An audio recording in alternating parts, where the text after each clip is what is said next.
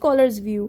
Scholars view के अंदर आपने बताना है कि माल के बारे में स्कॉलर्स डिफरेंट है, वो क्या कहते हैं। मल्की और शफी स्कूल वाले वो कहते हैं कि things connected to physical object और माल।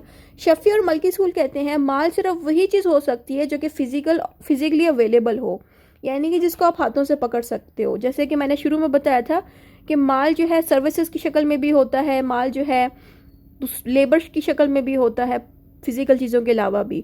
लेकिन मल्की स्कूल और शफी स्कूल कहते हैं कि माल सिर्फ फिजिकल ऑब्जेक्ट ही हो सकता है।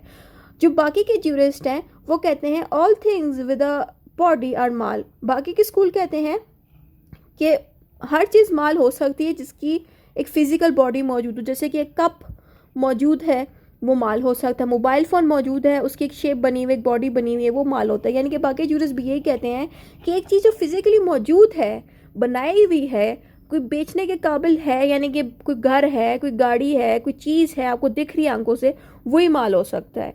ये बात हमें बाकी के ज्यूरिस्ट कहते हैं। हम बाली स्कूल वाले क्या कहते हैं, हम बाली स्कूल कहते हैं कि प्योर राइट्स कैन बी माल। यहाँ पे कह रहे हैं हम बाली कि जिस इंसान के पास जो प्रोडक्ट है वो मुकम्मल उस प्रोडक्ट का मालिक हो और उसको आगे वो बेच रहा है तो वही चीज़ माल होती है। ये भी बात सेम ही कर रहे हैं बट प्योर राइट्स को इसमें ऐड किया। प्योर राइट्स का मतलब है कि आपके पास पूरा इख्तियार है कि आप मुकम्मल ओनर हो उस प्रॉपर्टी के, उस चीज़ के, उस माल के, और फिर वो आप किसी और को दे रहे हो ख़रीदने के लिए, तो वो चीज़ होती है माल। ये सिंपल सी बात उन्होंने बोली है बट इसमें उन्होंने राइट्स को ऐड कर दी है। देन वी हैव अल हावी, anything except humans beneficial to man that can be restored और डिस्पोज्ड ऑफ।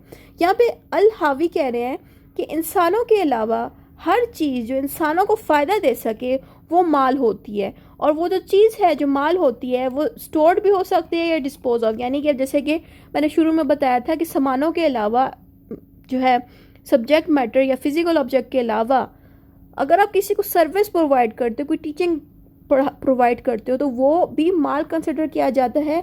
और अल हावी भी यही कह रहा है कि जो इंसानों को फ़ायदा दे सके और ऐसी चीज़ जिसको सेव किया जा सके या फिर दिया जा सके, बेचा जा सके, तो वो भी माल है। ज़रूरी नहीं कि इसमें सामान हो। इसमें आप जैसे कि मैं अगर किसी को पढ़ा रही हूँ, जिस बच्चे को पढ़ा रही हूँ, उस बच्चे को मैं क्या दे रही हूँ, अपना इल्म दे रही हूँ, फिर वो क्या करेगा, अपना इल्म आगे भी दे सकता है। तो वो मेरा इल्म क्या कर रहा है, अपने पास सेव कर रहा है, फिर इस तरह से दूसरों को भी दे रहा है। तो इल्म भी या कोई भी आप सर्विस प्रोवाइड करते हो, कोई चीज़ सिखाते हो अगले को, वो चीज़ भी माल कंसिडर की जाती है अकॉर्डिंग टू अल हावी।